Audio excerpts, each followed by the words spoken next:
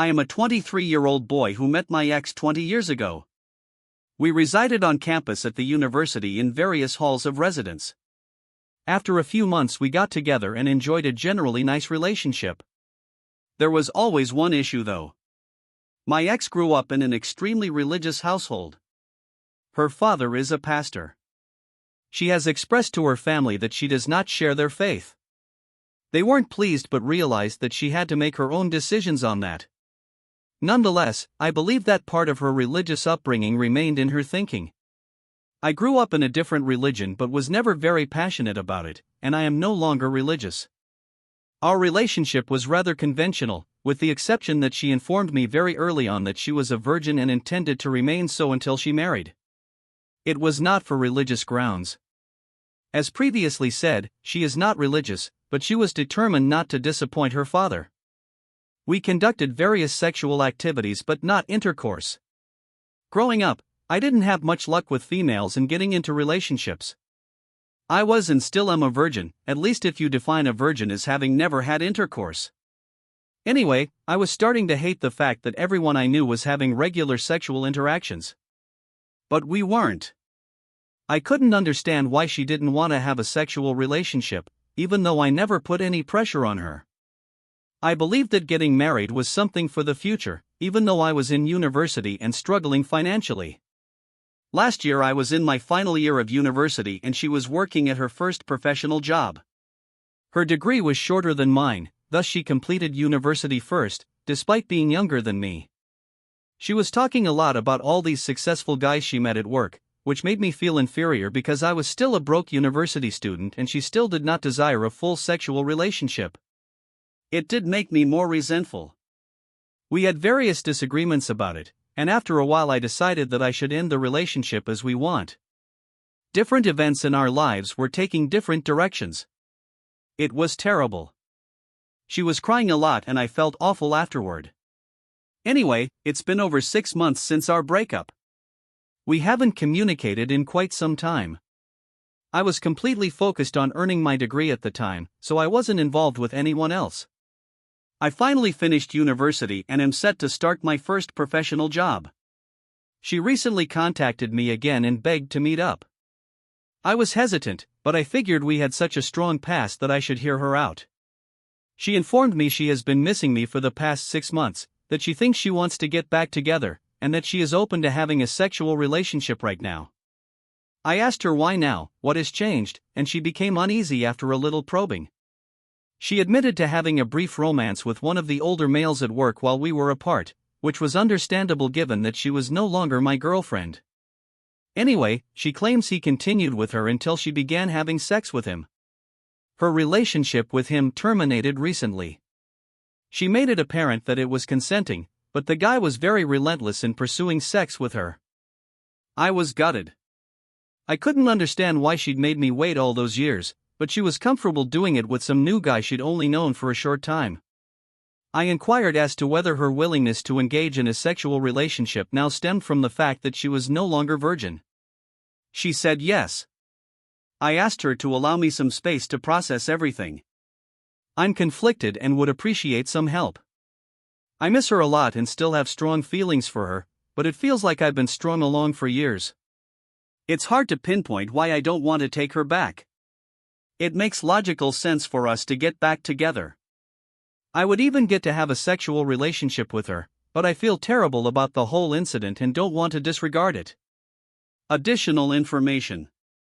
Some of the comments are pretty harsh on my ex, which I suppose is not surprising. You do not know her. She is not a wicked manipulating villain at all. I would never have been with someone like that. She's still the witty, intelligent, engaging, and beautiful girl. I've always known that any man would be lucky to have her. I would be too if I could deal with the baggage here, but I don't think I can. A clean break is the way to proceed. She may regret her relationship with the other man. It wasn't my concern because she was a single lady and we had split up.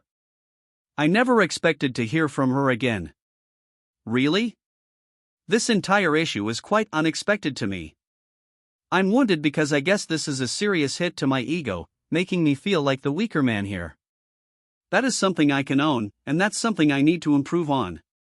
Finally, this relationship has left me with certain sex-related issues that I need to address. Several folks have urged that I seek treatment. I'm going to look into that. I believe I will require assistance in processing all of the emotions associated with this circumstance. Gene Boy, 32, has responded to the comments where the OP has commented. I'd ask her why she was willing to sleep with this person after such a brief relationship, but not with you after 3 years. Who? I believe this is the appropriate inquiry because I'm not sure why she didn't say. She only claimed that the guy was persistent. I'm split between telling myself that I don't want to reignite things and putting it all behind me, and asking additional questions about what happened, because it hurts. I'm not sure if I'm ready to learn about her relationship with the other guy. Sometimes I just feel like I'm limited in some manner. A few comments have suggested that I am immature, and they are probably correct. I know I ended the relationship and she's free to do whatever she wants with anyone else. It still hurts. And maybe it's best to say goodbye and put this all behind us. Update 1 on February 1, 2024. This is an update to my previous post. Hello again. I appreciate everyone who took the time to leave comments on my recent post. With almost 2,000 comments, the response far exceeded my expectations. I'm surprised so many people wanted to remark on my circumstance. Thank you. Warning, this is a long post. I've kept a daily journal since I was 16. A lot of what follows is a dump from my journal. Yes, I realize I am not concise. I'm going to call my ex Ellie, not her real name. I'd like to write a little bit on the comments because so many people took the time to share their thoughts, and I appreciate that the majority of them were variations of move on. A clean break, a strong suggestion, and plenty to recommend. A minority said, give her a chance and see how things go. Many people called me an idiot for breaking our relationship because I wanted sex with her or for being so preoccupied with her virginity that I dumped her because she refused to put out. And quite a number said that my breakup with her made her believe that sex is required to keep a guy and pushed her heartbroken into the next guy's bed. There were several. She is pregnant. Comments, not that I know of. It is not impossible. However, if this occurs, I will have no involvement. The dude telling me to fuck her and leave her or worse. Seriously, some of you require a hug or a psychologist. No matter what happened in the past, I would never use her like that. Ellie and I were a wonderful pair for several years. Even though we split up, that means something.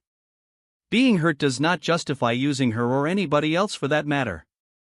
As for the remarks, I have some reservations about taking her virginity. My concern was that we were not having sex in our relationship, regardless of whether she was a virgin or not. Her virginity was the cause for her abstinence, but it wasn't a direct issue for me. If she hadn't been a virgin and wanted to abstain, I'd have been in the same predicament. My last post's title was not particularly appealing. I ended our relationship because we weren't having sex, not because she was a virgin.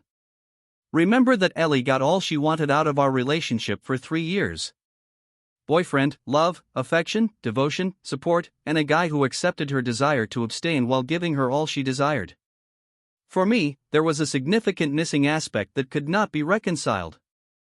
We either had sex or didn't. Sex required both parties to agree, which was not going to happen. In retrospect, I should have ended the relationship sooner when Ellie first told me she didn't want to have sex before marriage.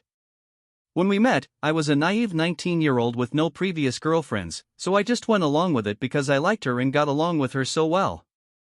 I fell in love with her and then felt trapped in a relationship that was not what I want.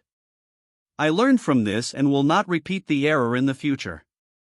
In future relationships, I want to make active, not passive, choices, rather than simply going along with what the other person wants.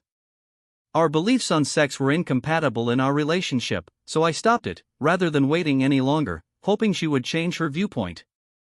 It was scary to take that step, and I waited much too long because I didn't want to hurt her, but I couldn't stay in the relationship solely for her. I have to consider myself. My mistake was taking so long to reach that stage.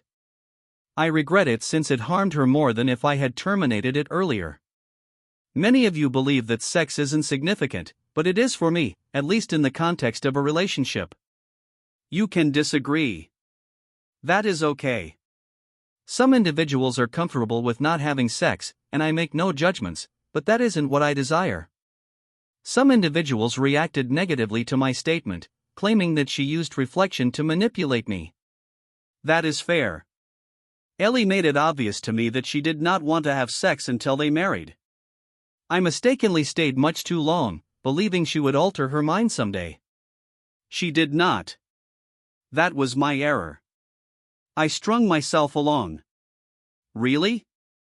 She never misled me in any manner. It hurt to find that she slept with the next guy.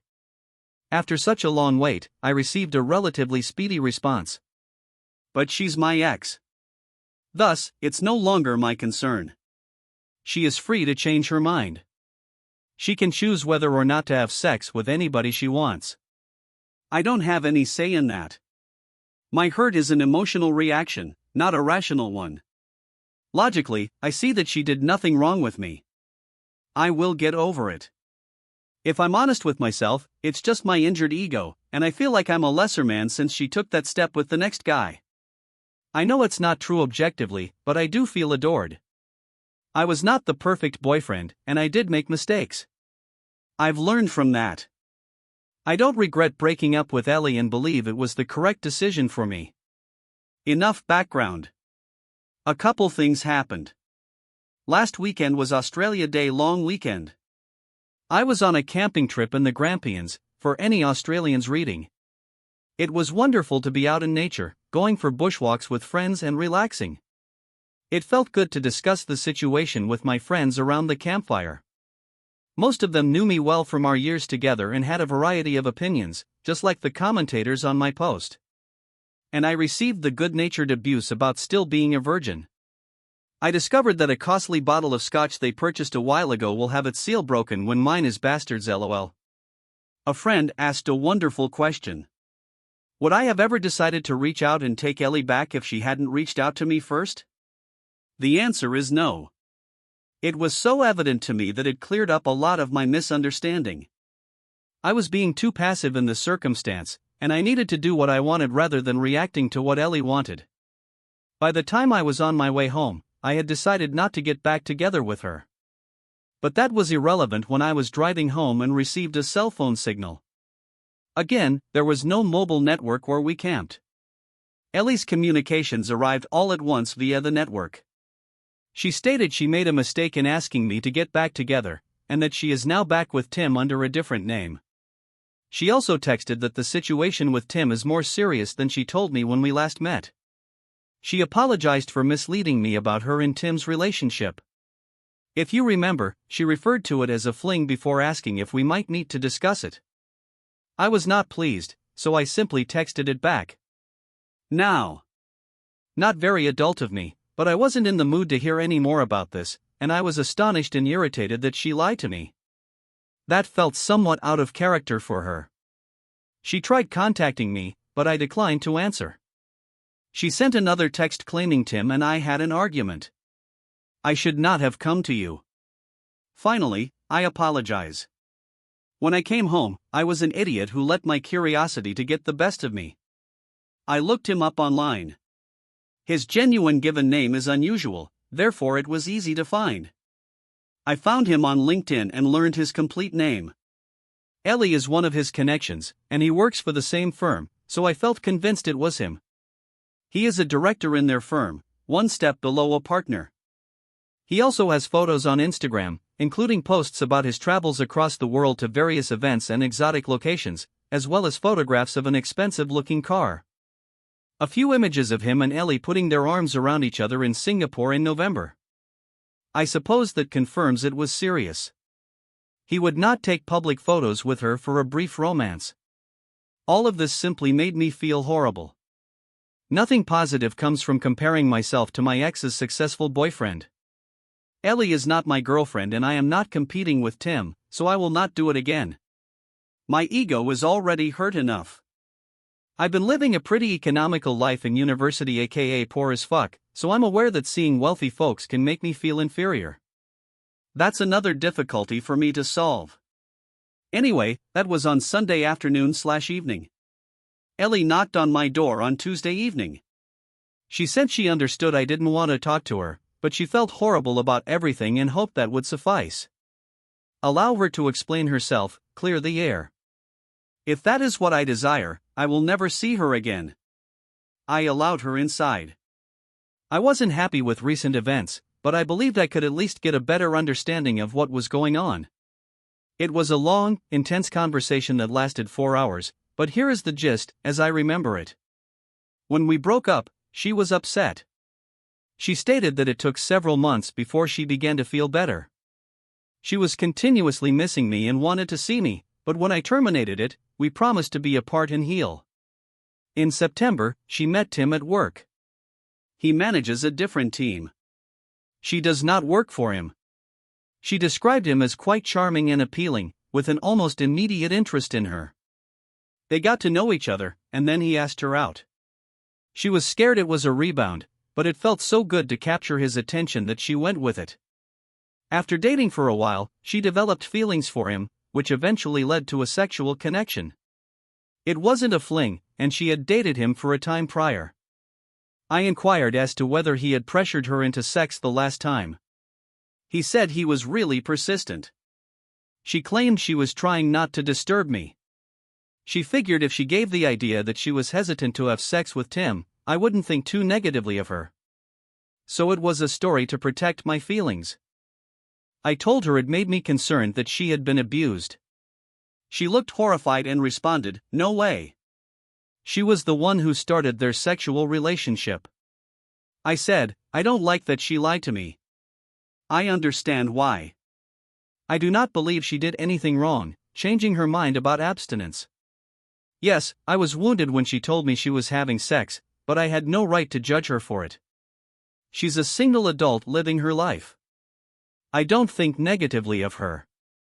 She fell into tears and muttered something like, "You must hate me now." I told her that I hadn't. She stated she felt sad. It didn't work for us, but she would never have broken her virginity promise if we hadn't split up. After we split up, she realized that it was a commitment she made to her father when she was a child that was interfering with the life she wanted today. So by the time she and Tim began their relationship, she had decided she was ready for sex with the proper guy. I asked about her father and she just responded, "He doesn't need to know." I inquired as to why she felt compelled to reconcile. "Tim is older." She informed me that he is 32 years old and has worked at the firm for 10 years. One day at work, one of the women made a snide remark to Ellie about being another of Tim's girls. She did some research and it turned out Tim has a history. He's dated a lot of women from work. Several of them were young graduate employees like Ellie. The buzz around the office is that Ellie is the next lady he will utilize. She was horrified. She accused him of using her. They argued and she informed him that it was over. Soon after she approached me. She thought we would be able to renew things now that she was willing to have a sexual relationship.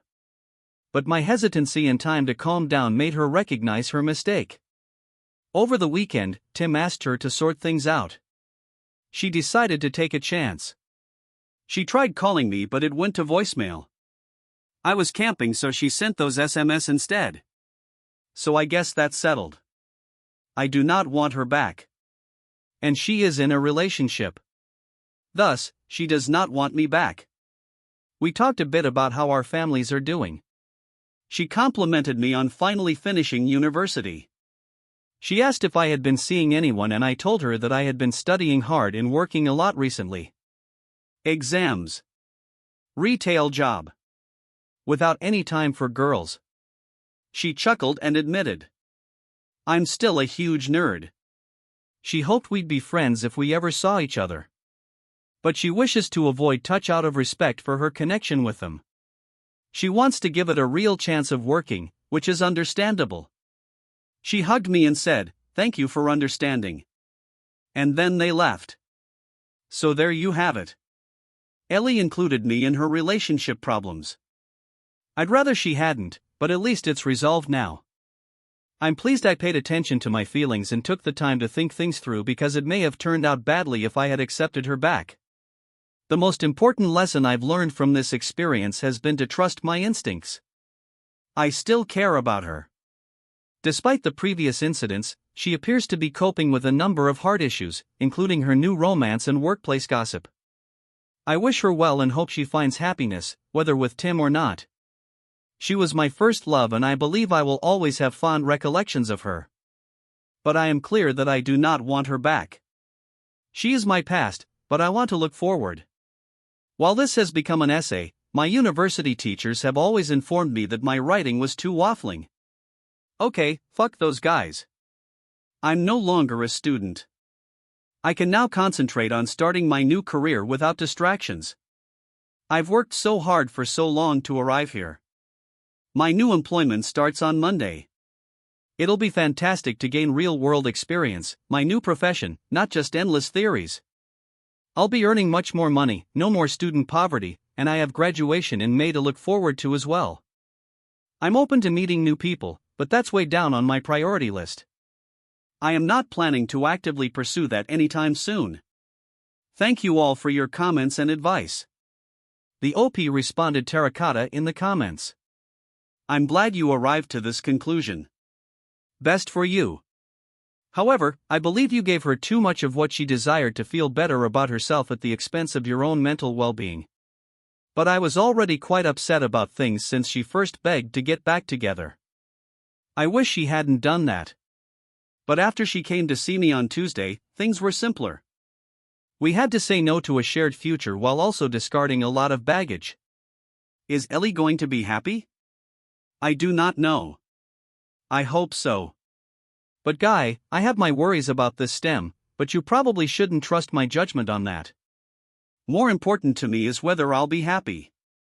The answer is fuck yeah, because I'm going to apply that habit loop on Ellie's comment here. When she returned to me months ago, I finally accepted our relationship. Because we had been together for so long, it brought up some old sentiments.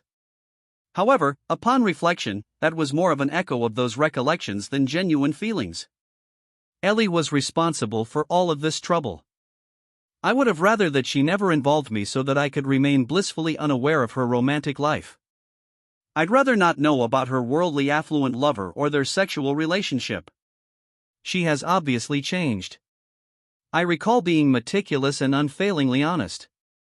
The Ellie I just dealt with was not quite like that. I believe this is why her lying to me irritated me so much. It wasn't simply about lying, it was how out of place it appeared. But people change. She's now in the business world, where individuals live by different norms than the devout family she grew up in. Anyway, I've removed myself from her life, therefore whatever that occurs to her deserves to be dealt with. If she gets back to me, I will remind her that we decided to stay apart and leave it at that. I am not searching for a new relationship right now, so no Tinder for me. I'm not searching for casual sex either. I'm a virgin, but I desire a meaningful relationship. Not only sex, as I mentioned in the post. I am open to something if the appropriate woman comes along, but I am not actively looking for it. That may change in the future, but for the time being, I want to focus on my new work and move forward with closure. Many of the comments here suggest that the final meeting was entirely for her benefit. Sure, she received some relief or closure out of it, but it was also beneficial to me. Seeing who she is becoming has made me realize that we will never make sense. She has changed dramatically over the last year, beginning when we were still dating and she had begun her career. Random phrases include work hard, play hard, as well as becoming less kind and disrespectful of others.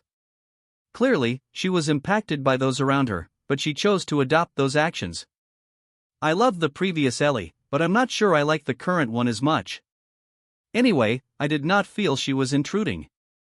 I felt like I had a beautiful, neat closure to the whole thing and could move on with my life with a clear conscience. But it's evident that it's over permanently and I have her agree to keep out of contact. If she ever tries to return, I may remind her of her own commitment and close the door. Here is the next story. It was a stunning winter day in Austin, Texas. The temperature reached 67 degrees Fahrenheit with a gentle breeze from the west. The evening seemed to be much more stunning, a full moon and temperatures reaching 50 degrees at 8 o'clock p.m. made an excellent forecast. To top it all off, Florida Georgia Line was performing at the Moody Center and Henry Cairn had 2 front row seats for him and his wife, Melanie. The 33-year-old couple, who had been married for over 5 years, had planned to celebrate Valentine's Day a week early. The main issue was that it was not warm in Sioux Falls, South Dakota. In fact, it was around 10 degrees there. There was a foot of snow on the ground with another 10 inches forecast before the precipitation began. What does this have to do with Henry, Melanie, and Tyler Hubbard's relationship? What's this got to do with Henry? Melanie is dating Tyler Hubbard, Brian Kelly with the rest of the FGL crew. A good question. Henry had been sent to Sioux Falls at the last minute the day before to deal with a significant computer system failure at Sanford Health Biomedical Center. The situation emerged while their neonatal unit was working on a nationwide research project. Henry was his company's best first aid specialist and rarely traveled on business trips. But because Sanford was Delta's third largest customer, Henry boarded the first available flight from the United States on Thursday. It took him around 6 hours to figure everything out. He had a reservation for a 6 a.m. flight back to Austin, allowing him to arrive home 10 hours before the show. The only issue was that at 3 a.m. there was already a foot of snow on the ground and it was still snowing. His Delta app on his phone lighted up with notifications of delays and finally cancellation. Henry was completely conscious and searching for options. Henry was highly compensated for his efforts and was worth every penny. However, his boss would be unhappy if he leased a private jet home. He had just saved his company thousands of dollars more than it would have cost to rent. So he tried this option at 5 in the morning. It was evident that no one would be flying anytime soon. The snowstorm was anticipated to last all day with temperatures hovering near freezing. Some referred to it as the storm of the decade. Henry could only think, damn. Around 9 a.m. he phoned Speed 2 on Melanie's work phone. Her assistant Kim responded and connected the second call. Hello, honey. I'm very excited for the evening we'll spend together. Mel, what time will you be home? Have you seen the weather in Sioux Falls? No, Henry. I knew you were going there, but I didn't pay attention. What's happening? Unfortunately, there's a lot of snow. 12 inches have already fallen and perhaps another 10 today before it's over. All flights are cancelled. I'm sorry, honey. I was really thrilled for tonight. I know I've been working a lot lately, so this was a great opportunity to start a romantic weekend together. Deb, I sometimes dislike your job. I'm also upset, Mel. However, I only go 4 or 5 times per year and only when absolutely necessary. This was a significant crisis with a major client, as you stated. We haven't seen each other in months, yet that is you. You spend an excessive amount of time at work, not me. If there's one thing my career ensures, it's that we can live a reasonably comfortable life in Texas. You're correct, Henry.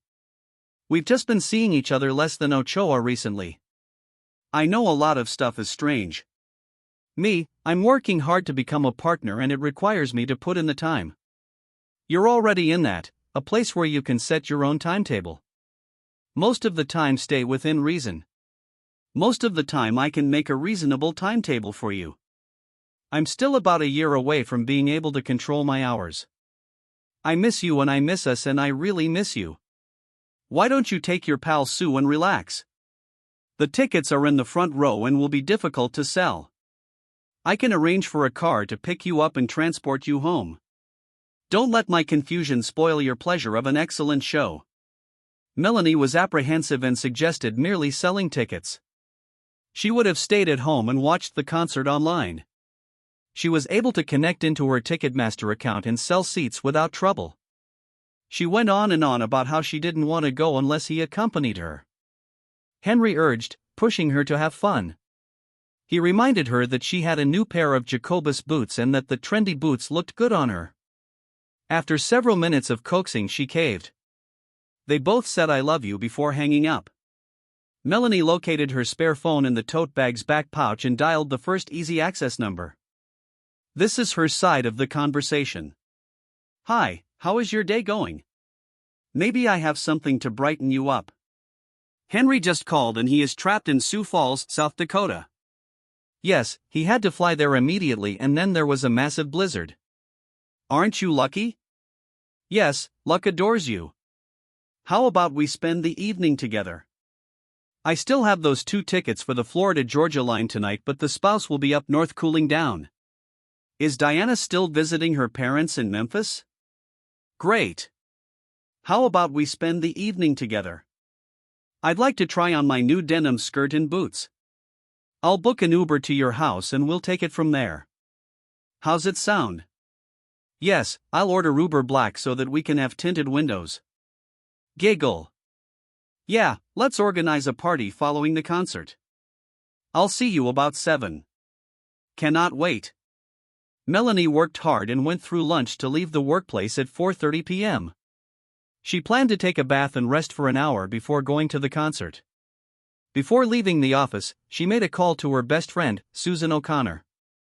They met during Melanie's first year at the firm and quickly became friends. They were around the same age and married 2 weeks apart in a year. They have a lot in common. Hello, Susie. Q, I need a favor. What's wrong, Mel? I'm happy to assist if I can. If Henry ever asks you about our evening at the Florida-Georgia line concert tonight, your response will be fantastic. What the hell, Mel? Are you still dating David? Mel giggled. Yeah, I simply cannot give it up. Sue did not laugh. Mel, Henry is a fantastic man and you form an amazing couple. This is the stage at which you consider having children and forming a family together. You're not in college anymore, sister. Why would you risk everything for sex? Mel sighed. Her friend was loyal, but she also held more conservative views on loyalty. Loyal, however, she held slightly more conservative ideas about loyalty. I understand. Sue, Henry is a fantastic guy and I never intended to lose him. David is wild and entertaining. We are both content with our marriages, but we simply have a sexual spark that rocks our worlds. Mel, you really need to think a little deeper before you open your mouth. If you were content in your marriage, you wouldn't be sleeping with your boss and he wouldn't be sleeping with one of his employees if he was content. Which have you understood? Part of your marriage vows. The renunciation of all the rest is clear enough. Mel is tired of her friend's lecture. Sue, are you going to cover for me or not? If Henry ever asks. I won't offer any information or bring up the subject at all, but if he asks me, I'll say I was with you. Where were we sitting? Front row, right in the middle. Thank you. Susie Key, you're the best. We're having a spa day next weekend at my expense. So much like Henry to buy great tickets. Now you're using his gift to cheat on him with David. Sue thought to herself what came out of her mouth was okay by Mel. Hurry home and begin to prepare for the date. She had a couple of glasses of her favorite Pinot Grigio, shaved her legs in a bubble bath and then got dressed. She wore a white lace bra so she could unbutton the top couple of buttons on her white blouse. The skirt ended about 6 inches above her, showing off her strong legs. Her boots were dark gray and matched her vest. It was a Christmas present from Henry. It was the first time she had worn them, but she was so excited that the irony escaped her. She looked in the mirror and was pleased with what she saw in the reflection. She thought she would attract the attention of several men in the evening, but she was only interested in one. She had another glass of wine after ordering an Uber. When he arrived, she mentioned a stop on the way to the concert. The driver was happy to help. More money in his pocket suited him just fine. The car pulled up to the gate of the condominium. Melanie gave him the entry code and they drove 2 blocks and pulled over to the side of the road, right on schedule. David Miller, Melanie's boss, rushed out of his condo and jumped into the back seat, greeting his companion with an energetic and passionate kiss. God, you smell and look amazing, Mel. I think we should skip the concert and go straight to your house. Melanie welcomed his kiss, opening her mouth and accepting it with a purr. Calm down, big boy. We'll have plenty of time later. It's going to be a great show. The Uber driver remained silent, but he noticed the engagement ring and diamond on her left hand as she kissed and caressed her lover. For her part, Mel never planned to cheat on her husband. They met on a blind date arranged by her best friend. The chemistry between them quickly developed. She was outgoing, friendly, and easy to make friends with. Henry was a little more reserved, but he had an inner strength that she liked. She never felt in his shadow, but his presence always made her feel safe. He was kind but determined, warm by nature and wise beyond his years. He went through college on an ROTC scholarship and spent 5 years in the Marines after graduation. This experience, combined with his personality, made him a person that others could always rely on.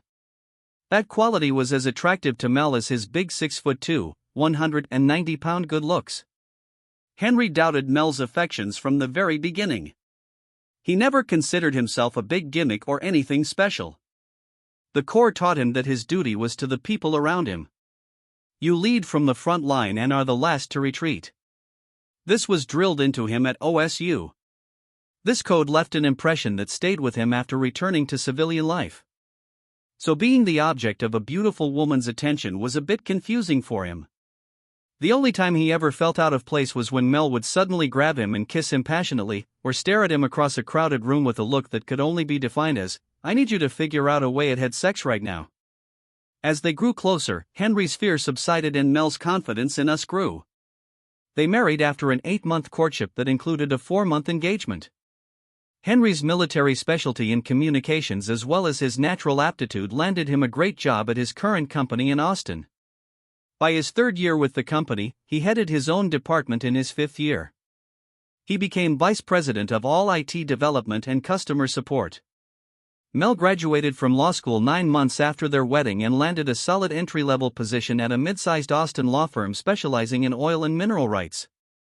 She was smart as a whip and attracted the attention of the firm's 3 partners, Connor, Sims, and Miller. And this is where the problems began. David Miller was a 43-year-old married man with 2 teenage children. His wife Diana was the principal of one of the high schools. Mel liked her and always seemed like they were well suited as a married couple. Much about her boss was a mystery to her. However, it was clear that working for David Miller was not easy. He worked a minimum of 55 hours a week as a senior partner, while his 2 colleagues barely worked 40. He expected his team to work somewhere in the region of 70 hours a week. Mel, in her 3rd year at the firm, had finally cut her workweek down to a manageable 65 hours. The jerk seemed happy with her work and gave her better assignments. They started spending more time together during the day and after work, more time with the team and more time just the 2 of us. Pretty soon the time spent together far exceeded the time with the team. They began to communicate on more intimate topics and even shared casual touches. They were playing with fire. They both knew it. It was 6 months ago when the sparks grew into full flames. They won a big case that was expected to bring the practice about $2 million. David's share would be approximately $400,000 and Mel would receive a $45,000 bonus. The 6-person team gathered in David's office for a late-night celebration. The jerk was so pleased that he even opened a bottle of his 4 Roses single-barrel bourbon for the occasion. An hour later the party began to end. David asked Mel to stay a minute. This caused a couple of grins among the more attentive ones. David ushered the last person out, then quietly closed the door. He turned around as Mel began to unbutton her blouse, leaning on his desk. David walked across the room like a man possessed. He hugged her and pulled her to him in a passionate kiss. David wasn't as big or strong as Henry, but he was more persistent. He knew what he wanted, and if he went after it, he'd wanted Mel. Ever since he first worked closely with her about 2 years ago, his passion had been building up for a long time and now it burst out. His hand slid to her ass, which he squeezed tightly, causing her to moan into his mouth. Her arms wrapped around his neck as she returned his brazen hug with one hand still holding her, but his other hand began caressing her breasts. She pressed herself against his groping hand, completely surrendering to him within a minute or 2. Her blouse and skirt were gone. Mel was now trying to remove his belt and pants. David pulled away from their embrace, spun her around and bent her over his desk with one or two firm slaps to her ass. He let her know who was in charge. She couldn't resist. She wanted to give him all of herself. She happily met all his proposals, caught his desires and tried to fulfill them instantly. "You were amazing, Mel," David finally said when he finished and hugged her. "I love hot and dirty talk, but I think you're incredible and hope this isn't a one-time thing." "No, David, I don't think it was a one-time thing. I feel a connection to you that I don't want to resist. We are both married and a connection to you that I don't want to resist. We're both married and we want to stay that way, but I hope you and I can have moments like this. Like this afternoon from time to time." "I'm glad to hear all this, Mel. Yes, we both want to stay married, but I also want more moments like today. Let me show you how much I want it," Mel replied as she dropped to her knees ready for round 2. That was 6 months ago, and now Mel and David walked into the concert arena holding hands. They hid their infidelity well but were also discreet, meeting at least twice a month. Tonight, if they were worried about being seen, they didn't show it. They weren't overly affectionate with each other, but even a casual observer could tell that this was a date between two people who were attracted to each other. Back in Sioux Falls, a disappointed Henry decided to watch the concert live. "If I can't be with her, maybe I can see her when they show the crowd," he thought to himself. After the opening act, Angle took the stage with a bang, performing for fast and loud songs. There wasn't too much camera work aimed at the audience until the 5th song, which was finally slow. The love song Cruise was performed as cameras began capturing couples in the audience. Henry almost decided to take a quick break with the song started, but remembered that it was Mel's favorite song, so he stayed. 30 seconds later, his world collapsed and his marriage ended. The camera focused on the couple in the front row where Henry bought the tickets. The man and woman hugged slowly, danced and kissed deeply, apparently unaware that they were being shown on the big screen. There was no mistaking Mel at her new boots. Henry had given her last Christmas, and although he didn't know him very well, there was no doubt that David Miller was the man who was holding and passionately kissing his wife. Henry sank to the floor, completely speechless. The agony of betrayal hit him like a punch to the stomach. He was dazed, dizzy and trying to breathe heavily. The camera panned to the other 3 couples but then returned to Mel and David. This time Mel broke the kiss, looked up and saw them on the screen. The look of absolute panic on her face was impossible to hide. She buried her face in David's chest, pulling his head down so he wouldn't look up. Henry sat on the floor, tears flowing from his eyes. He alternated between muttering questions like, "Why did Mel?" to pure anger. "Damn you, Mel, and of course I'm going to beat you up, David Miller." As he began to come to his senses, he realized he had to act, and act quickly. He learned in the corps that if you sit back and do nothing, you will die. If you move and take on the fight, you have a chance. He began to act. Henry called his good friend and lawyer Michael Lipscomb. Michael was a little surprised by the call at 9:30 p.m. on a Friday night, but even more surprised to hear the topic of the conversation. He told Henry how sorry he was and asked several times if Henry was sure it was Mel. Once he was sure, he told Henry to hang up but accept the call that would come to him within the next 5 minutes. 3 minutes later, the phone rang. The number was unfamiliar, but it was a 512 Austin area code. "Hello, this is Henry Kahn." "Hello, Mr. Kahn, this is Erica Hamilton, a lawyer and good friend of Michael." "Hello, Mrs. Hamilton, thank you for calling me." "Call me Erica and I'll call you Henry," Erica replied. Henry was about to say something, but she continued. "Sorry for my bluntness, Henry, but we don't have much time. Your wife is at a concert with another man and you saw them on live television in an intimate setting, right?" "Yes." "Okay, where were they sitting and what were they wearing?" "As far as you can tell," Henry answered as quickly and accurately as possible. "When we hang up, send me the latest and greatest photo of your wife. I have a private investigator on the way to the concert. He will be there in 10 minutes and will follow them all night and the rest of the weekend if necessary. We need to collect as much evidence as possible as quickly as possible." "Okay, thank you, Henry. Can you come up with an excuse to stay in Sioux Falls for a couple of days? I want our evidence to be strong and one night a concert will not provide that." If you can remain blocked by snow or do some work for your client, we'll have a better chance of catching them red-handed. Sorry for my frank tone. Yes, I can arrange that. Responded. Sorry for my frank tone. Yes, I can arrange that. Henry replied. Great Henry, send me the photo as app and hang in there. I'll call you back no later than noon tomorrow with an update. Call your wife at a reasonable time tomorrow morning and let her know that your detention will last until at least Monday evening. I'm guessing your employer will not object. Yes, I'm a senior vice president, so my schedule is flexible. There's still some work I could do here with the client on Monday. Great, I need to run. We'll talk tomorrow. Harry was grateful for the conversation and quick action. His head was still spinning and he had no idea what the outcome would be, but it was clear that this woman knew her stuff. He didn't get much sleep that night, and for the record, he never listened to FGL again. By 5:30 a.m. Henry had stopped trying to sleep. He stood up and looked outside. The snowfall became lighter but still fell. He turned on the local station. 22 inches of snow have fallen in the last 36 hours. Quite a record for Sioux Falls. It's clear that nothing much will move until later in the day or even the next. Henry started taking notes. Treason was unacceptable to him, whether it was the first time or the 100th time. It didn't matter. Trust broken in a close relationship. It was something he could not tolerate, as if cheating wasn't bad enough. The contempt they both showed him was beyond acceptable. They slowly danced and kissed in a very public setting in his town, even if only one or two acquaintances saw them. Rumors would spread. Have you heard that Melody Cat is cheating on her husband with her boss? No, he wasn't going to put up with such nonsense. He has reconsidered his actions as a husband.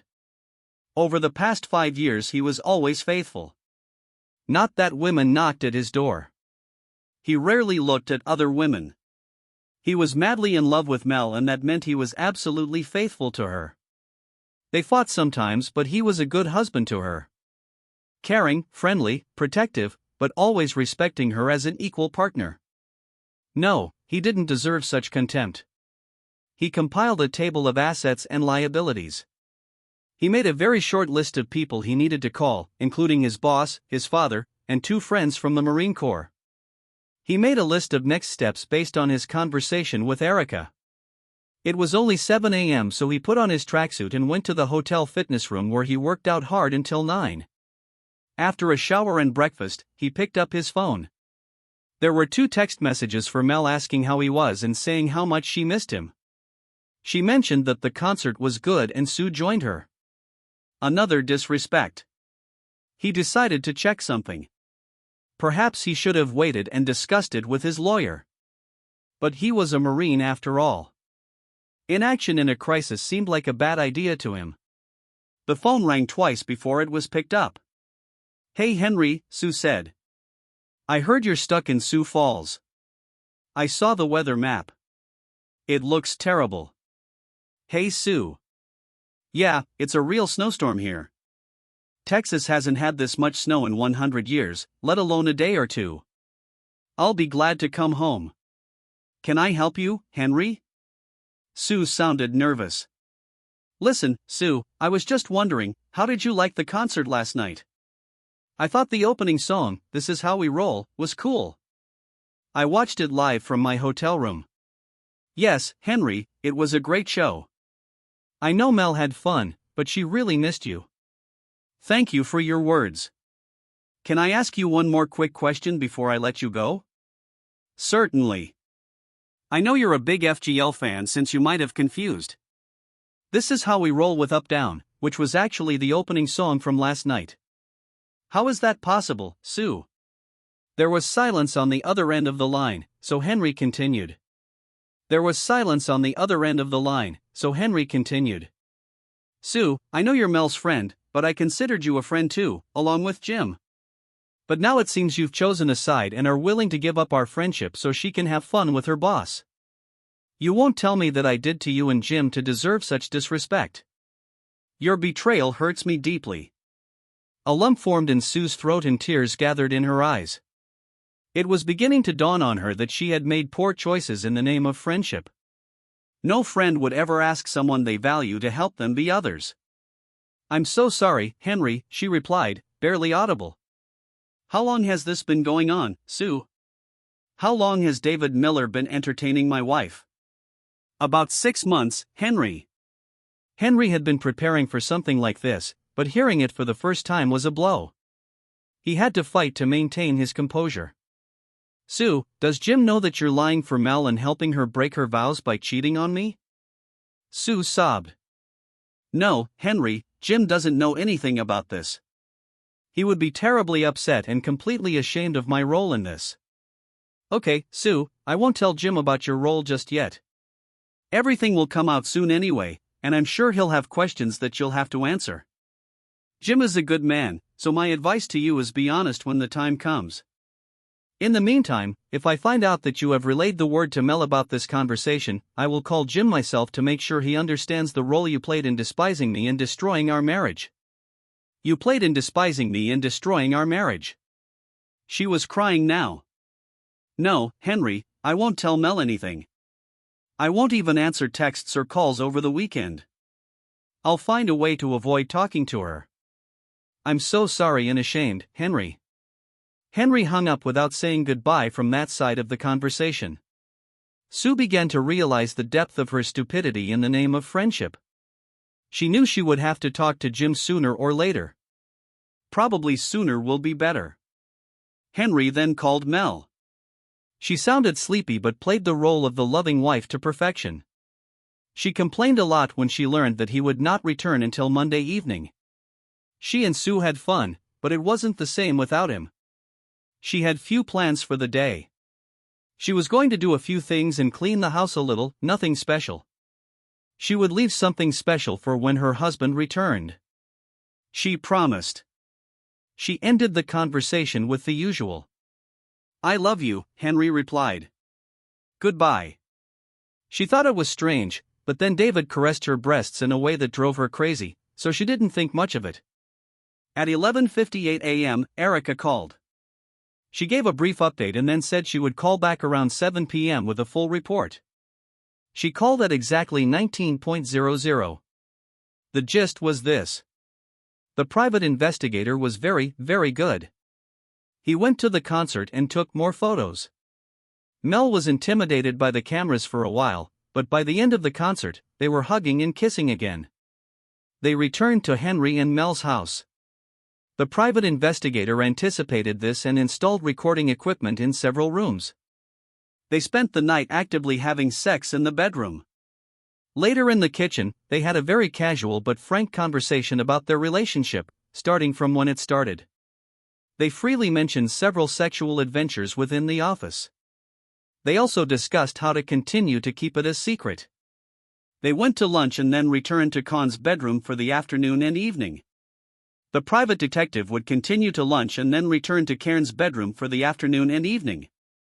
The private detective would continue to monitor and record, but Erica assumed that they would not find anything new. Then she wanted to know what was on Henry's mind.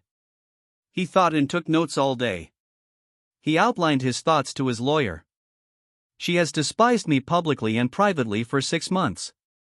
The marriage is over," he began. "She must feel the humiliation she brought upon me in front of her friends and family. The truth about her actions must be revealed. There is no reason to minimize or exaggerate. The facts speak for themselves, but no irreconcilable differences. I want her to be served with a claim at work as soon as possible. I want his wife to know when I'm serving Mel, and maybe she can coordinate and serve the claim to the asshole at the same time. I want his wife to know everything we had about him. I hope and pray that she gets every last penny out of him in the divorce. I also hope that his partners have more morals than him and force him to leave the practice. Perhaps if we threaten to sue a firm because they had sex in the office multiple times, we could motivate them in that direction. I don't want to stay in the house. I need to sell it. Too many memories. Honestly, I don't even know if I'll stay in Texas. However, I don't want her to stay there. Hopefully, we can just split the sale of $5,050. I also want to protect all my assets as best as possible. I don't mind using my money to pay off cars or other small debts, but I definitely don't want her getting child support for me. Erica asked several clarifying questions. She told Henry that it was likely, given his ability to make good money, that she would receive some alimony. However, if the law firm has a code of ethics, they can clearly show that her infidelity caused the marriage to end. This might help. Henry remained in Sioux Falls or returned to Austin undercover until Tuesday afternoon. Mel was due to be served with the claim in the middle of the day. Erica tried to find Ms. Miller before this time to see if she wanted to join in on the fun. Henry noticed that Mel no longer called him on Saturday or Sunday evenings. She and the idiot must have been having a great time. He knew he would have to call her, otherwise she might suspect something was wrong. He called around 9 o'clock in the evening. "Hey, I was just thinking about you and realized that we haven't talked since yesterday. I hope you're still going to come home tomorrow. I miss you so much. I miss you so much. Sorry, Mel, but it will be Tuesday. I have a flight through O'Hare that will get me home around 3 o'clock in the afternoon so we can plan dinner together." "Okay," she replied, seeming disappointed. "But the next time I see James, I'll tell him no more winter trips. He ruined the perfect weekend we were supposed to have together." "Tell him when you see him," Henry said, almost laughing at the thought inside. He thought, what a cold, angry bitch you have become. Now they talk some more. And before hanging up, Mel said, "Henry, I love you so much. You know that, right? You know how much I love you." "Yes," Mel Henry replied, holding back more tears. "I know exactly how much you love me." And with that, he hung up. He simply could not afford to let her humiliate him, even if she realized that he knew about her adventures. "She'll never humiliate me again," he thought as he dialed his boss, James, to keep him updated. Henry was sitting at the kitchen table on Tuesday at precisely 3 o'clock in the afternoon. He wasn't sure when Mel would return home. He knew for America, everything went according to plan. She should have been served with a clean between 2 and 4 while they briefly discussed next steps.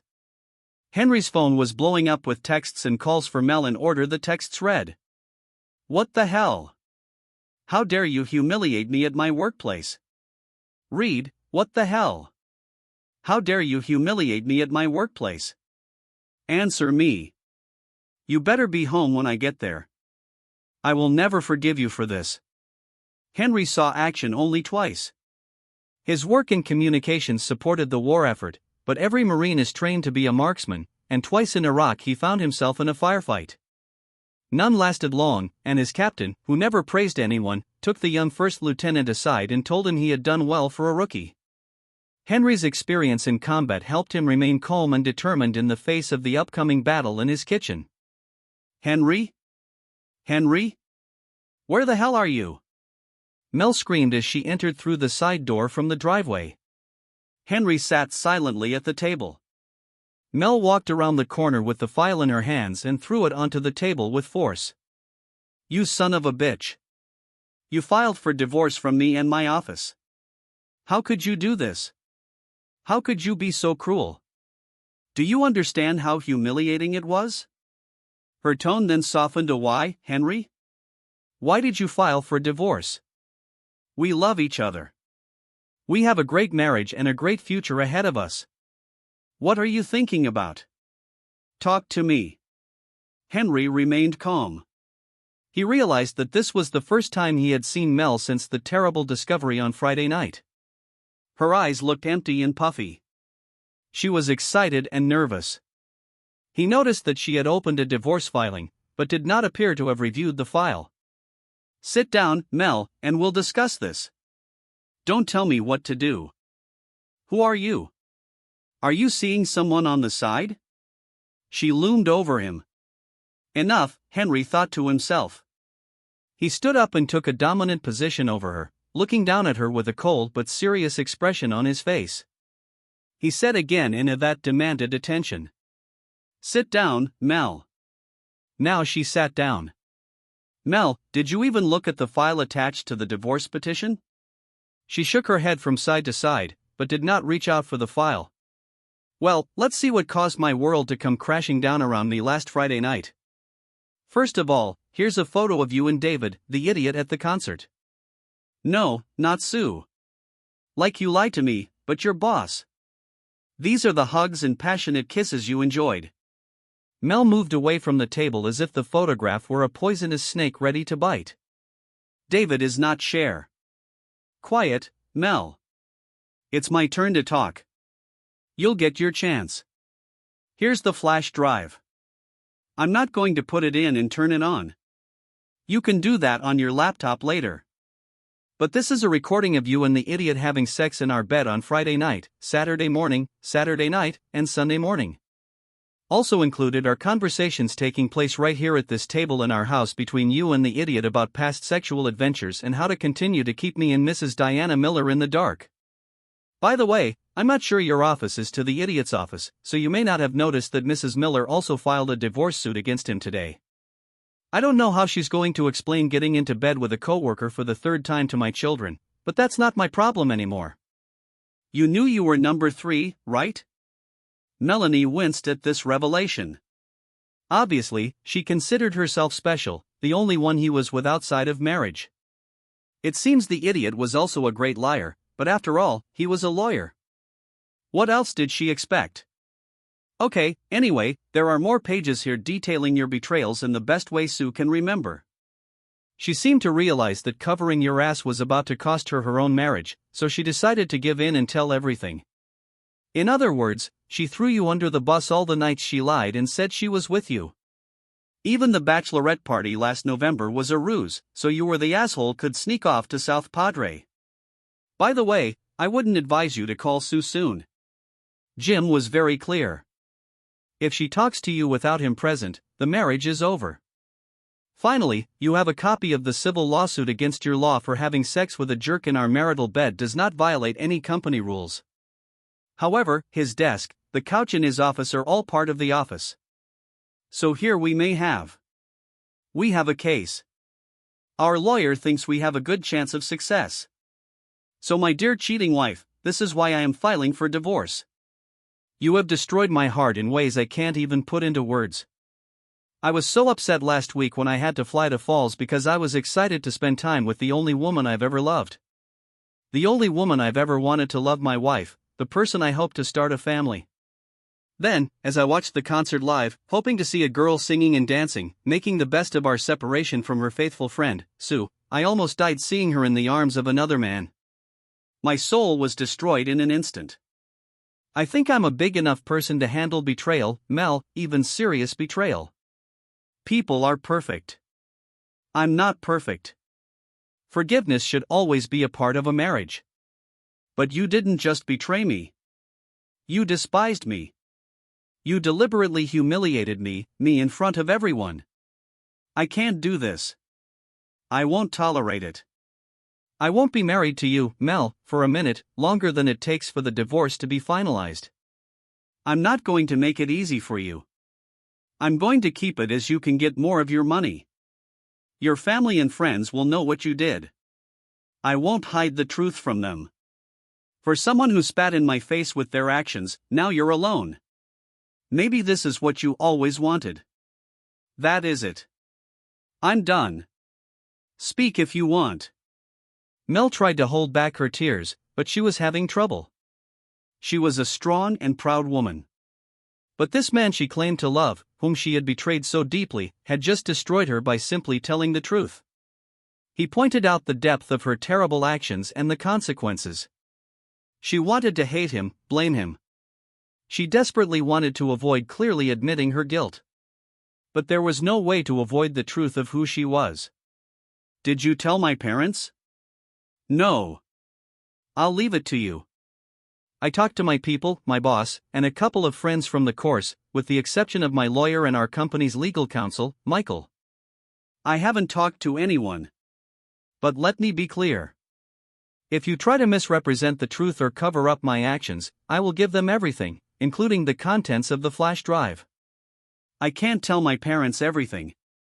It would kill them to find out about all this. You can't hate me that much, Henry. Mel, you didn't care one bit about my feelings or how your choices ruined my heart. You acted hateful towards me for at least 6 months, and that's with no other lovers before the asshole. Don't play the victim here. I'll give you a week to tell them and then I'll call myself, they to be clear about what happened. Or they'll get a copy of everything. Henry, I swear there was no one else. David was the first and only, of course, Mel. And you were with Sue at the concert last Friday. You were the idiot. Didn't have sex in our marital bed all weekend while you were telling me how much you loved me. I'm guessing every time you open your mouth, you're lying. I doubt you even know how to tell the truth at this point. Henry, I didn't want this to happen. I wasn't looking for this. I got caught up in the moment when we won the Dutton case. As soon as we started, I was going to stop, but I just didn't. Don't know why. Really, Mel, you don't know why Henry flipped through the file until he found the page he was looking for. I apologize. I should have realized from your conversations how much you wanted to be faithful to me. Here's a quote from when you both were lying in our marriage bed after sex. David, I just can't get enough of you. We have to be very careful. If Diana or Henry ever find out, we'll have to end this. And I don't want this to ever end. Mel, you seem to be so conflicted about your behavior not having sex, but lying in the arms of another man in our bed, calling your actions lovemaking, admitting that you never want to stop your completely lost connection to reality. Now, Henry's words began to sink in. Mel sank into her chair for a moment or two without saying a word. Eventually she spoke. I have no excuses, Henry. I'm a grown woman and I made my choices. I thought I could hide it from you. I thought I could play this game. And if you didn't find out, it would be harmless. I knew that David was just a flirt. I knew we would never love each other, even if I used those words. I never felt the same way for him as I do for you, but I thoughtlessly betrayed you and your love for me. Mel paused for a moment to blow her nose and dry her eyes. She looked across the table at Henry and immediately noticed two things. His wedding ring lay on the table, and his eyes showed that he was lost to her without any hope of redemption. He looked at her with the same contempt with which she addressed him. Her safe little world of a loving husband was shattered. Henry, I don't know what to do or where to go. I can't leave the house until the divorce is over. It would be an admission that it's over and it would be financial suicide. I'm guessing you won't want to leave either. Can we agree to stay here for now? I need time to think and determine next steps. I can't promise that I won't fight for a divorce. Right now I just want to be with you forever. I can't imagine life without you. I will live in one of the guest rooms and avoid all but absolutely necessary contact between roommates. I will respect your space. Mel, I can't tell you what to do, what to think, or where to go. Erica, my lawyer, told me not to leave the house until the divorce is officially finalized, and she told me that you will feel the same way. You will remain in charge. Bedroom tonight. I refuse to sleep on the mattress. You and the idiot had sex on. Tomorrow I'll give it to the Salvation Army and a new one will be delivered. This will be my bed that you will never sleep in. Thank you for your understanding. I would fight for the right to stay if I had to. It's my only choice legally. But I appreciate you meeting me halfway. I'll start moving my things tomorrow while you are at work. Mel walked over to hug Henry. He quickly moved away from her. Dan, Mel, don't ever try to touch me again.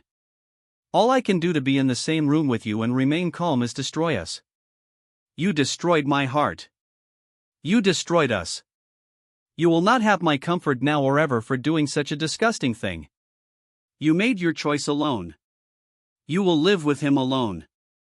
I will never fully get over your betrayal, Mel, but I will work as hard as I can to force you out of your life as soon as possible, and this process has already begun. Mel collapsed back into her chair, laid her head on the table, and began to cry. Mel fought her divorce tooth and nail silently. She hoped that Henry would relent and stay. She also had to fight to retain any vestige of self-respect. Many of her friends broke ties with her when they found out what she did to Henry. Mel asked the court to order counseling, showing that she was already in therapy, proving that she had absolutely no connection to David Miller, etc. However, representing yourself in court is never a good idea. But Mel was worried about legal fees, so she tried to do it herself. She delayed the process for a while but was never able to stop it. Even Mel's parents begged her to let Henry go. They were shocked by her actions and sided with Henry, trying to maintain some kind of relationship with their daughter. The divorce was approved after 7 months. The house and savings were divided in half, but Henry did not have to pay child support. Miracles happen. Melanie left Connor Sims and Miller to work for a small in San Antonio. The day she left, she walked out the front door and turned around to say goodbye to Henry. He stood at the window looking at her, but did not wave back. He just stood there, watching her leave his life forever. David Miller began spending his evenings at a seedy bar called the Oilers, located in the wrong part of town. One night, as he was leaving, a man approached him in the parking lot. He looked into Henry Can's eyes. There were no CCTV cameras in the area. Henry said, "Hey, dude," and then punched him in the face with a crushing fist. His nose and jaw were broken. Henry leaned over him. "I wanted you to know who did this to you, David. I wanted you to look me in the eyes and see this coming. So if you report it, there are 12 retired Marines sitting in a bar in downtown Austin right now, most of them decked out in combat vests. Who will swear I was with them all evening? If for some reason I get arrested and charged with assaulting you, 1 or 2 of them will come back and finish what I started." No charges were ever brought. About a year after the divorce, Henry was leaving a cafe in downtown Austin when he looked up and saw a beautiful woman about his age. "Enter." He held the door open for her as she entered. "Thank you." "Good, sir," she said. "It's good to see some cowboys still have manners." "You're welcome, ma'am," Henry replied and headed to his car. He was about to enter when he thought to himself, "What the hell," and turned around, heading back inside. She was sitting facing the door and immediately looked up when he returned. He walked straight up to her table, extended his hand and said, "Sorry, but I just wanted to introduce myself. I'm Henry." She took his hand in greeting. "Nice to meet you, Henry. I'm Lori. Why don't you pull up a chair? Thank you for taking the time to hear today's tales. If you enjoyed the article, please feel free to like and subscribe if you haven't already.